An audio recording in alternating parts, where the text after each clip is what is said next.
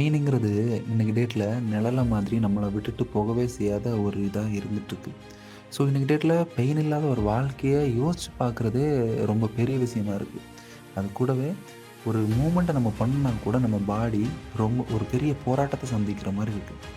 So இந்த காலிஸ்தெனிக்ஸ் ஜர்னிங்கிறது எனக்கு ரொம்ப டஃப்பா மாறிடுச்சு. ஸோ அதனால இதுக்கு ஒரு சொல்யூஷன் கண்டுபிடிக்கலான்ட்டு ஹாஸ்பிட்டல் போனேன். ஆர்த்தோபெடிக் டாக்டர்ஸ் மீட் பண்ணேன்.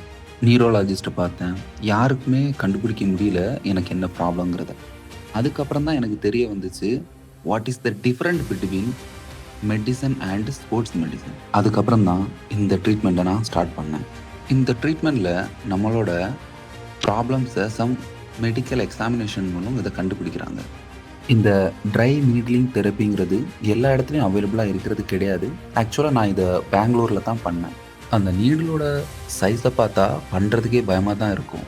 பட் பண்ண ஆரம்பிச்சதுக்கப்புறம் கொஞ்சம் வலி இருக்கும். ஆனா, நம்ம அனுபவிக்கிற அந்த வலிக்கு இந்த வலி எவ்வளவோ மேலன்ட்டு நம்மளால கண்ட்ரோல் பண்ண முடியும்.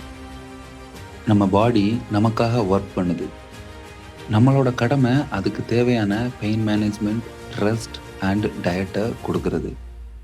இந்த ட்ரீட்மெண்ட்ங்கிறது கொஞ்சம் அன்கம்ஃபர்டபுளா தான் ஃபீல் ஆகும். பட் என்னோட உடம்புக்காக நான் இத பண்ணி தான் ஆகணும்.